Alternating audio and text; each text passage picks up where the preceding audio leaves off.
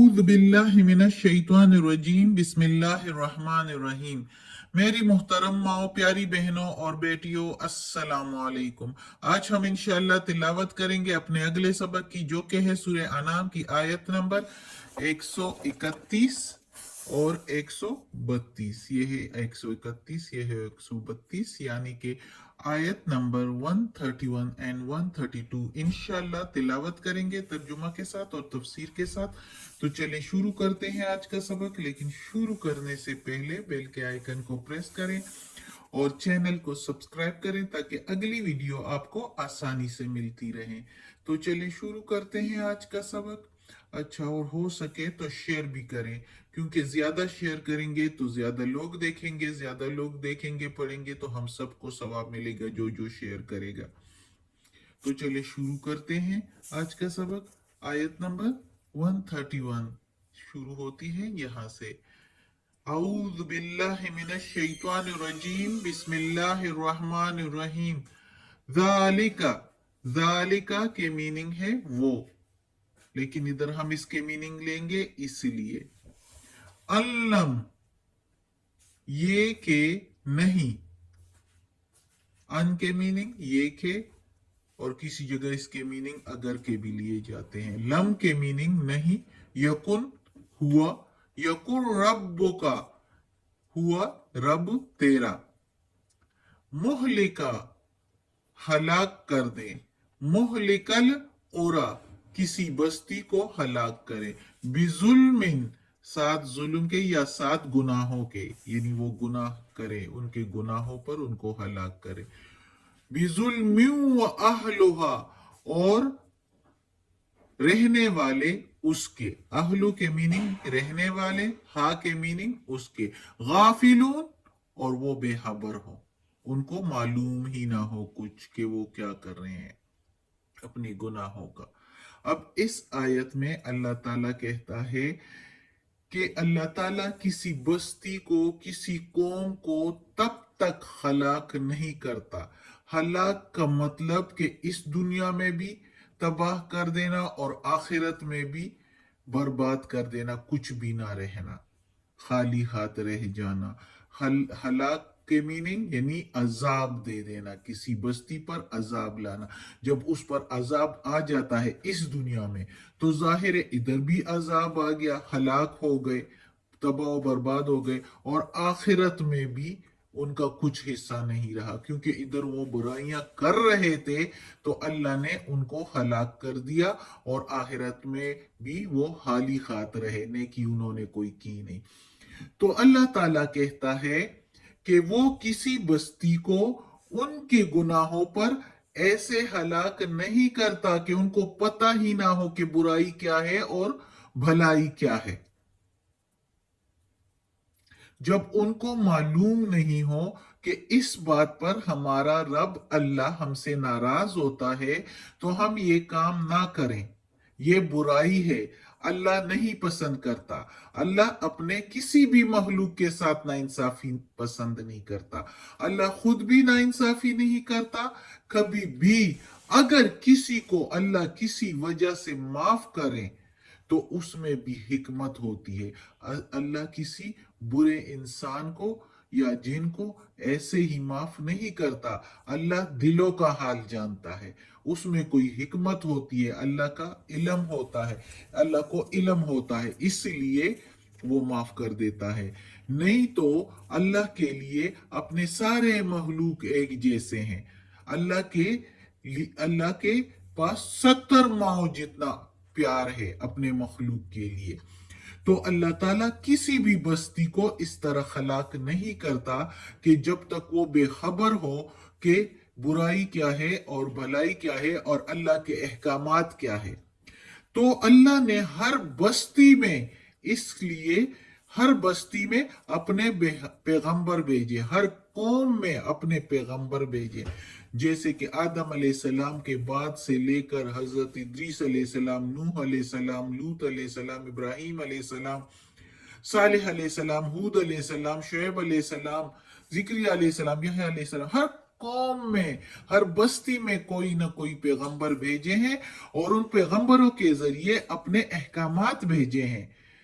कुछ पैगंबरों को वही के जरिए इसी तरह अहकामात भेजे और किसी किसी पैगंबरों को तो अल्लाह ताला ने शरीयत दी, किताबें भेजी, जिन किताबों के जरिए अल्लाह ताला ने अपने सारे अहकामात भेजे और उन अहकामात के मुताबिक वो लोग जिंदगी गुजारे। और जो लोगों ने उन अहकामात के जरिए जिंदगी नहीं गुजारी तो उन बस्तियों को अल्लाह ताला ने हलाक कर दिया।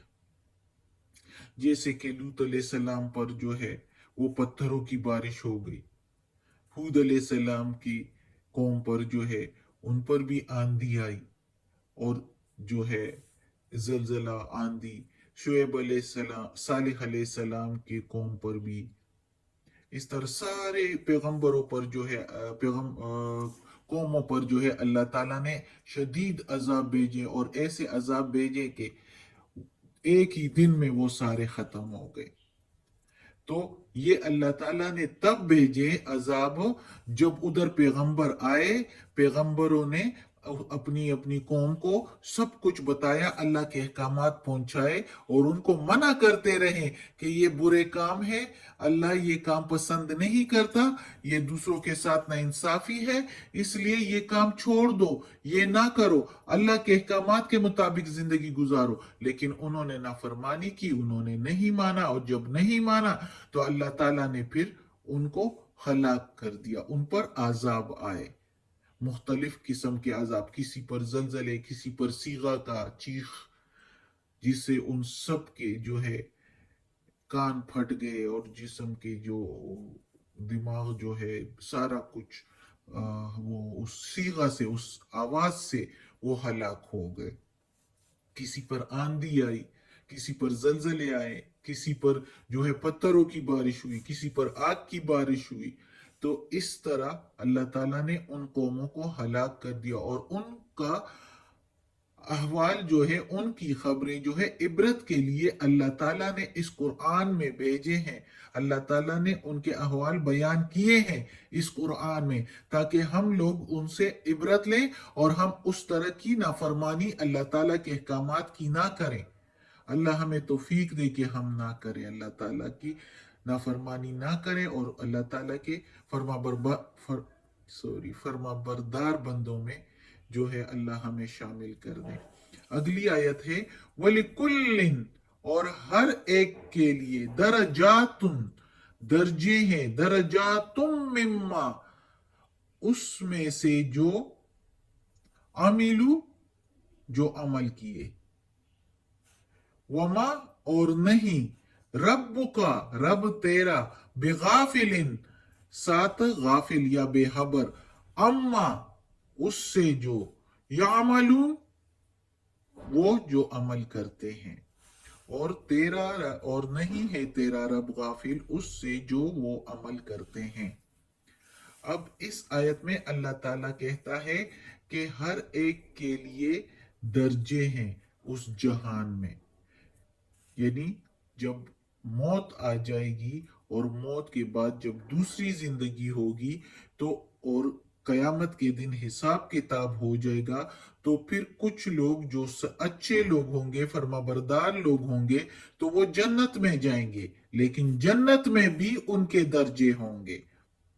जो जिसने जितनी अच्छी जिंदगी गुजारी होगी, जितनी भलाइयां की होगी, जितनी नेकियां की होगी, तो उसके मुताबिक उसको उस दर्जे के जन्नत में डाला जाएगा। और जिसने जितनी बुराइयां की होगी और बुराइयां में भी जितनी ज्यादा बुराई की होगी, तो उसके मुताबिक दोजख में भी दर्जे हैं, 7 दोजख हैं, जिसमें सबसे निचला दर्जा मुनाफिकीन का है, जो ऊपर से कुछ और अंदर से कुछ होते हैं। तो उनका सबसे निचला दर्जा मुनाफिकीन का है। तो बुराई के उस पर भी दर्जात होंगे दोज़ख में, और इसी तरह जन्नत में भी। तो जिसने जितनी जैसे अमल किए होंगे उस अमल के मुताबिक उनके दर्जात होंगे। और ये नहीं कि वो ऊपर ऊपर से अच्छे बने तो अंदर से जो है वो कुछ भी हो, अल्लाह जानता है सीनों का राज। اور ذہن میں جو چل رہا ہے اور دل میں جو چل رہا ہے سب اللہ کو معلوم ہے. اللہ اس سے غافل بے خبر نہیں ہے. اللہ کو سب کچھ کا علم ہے.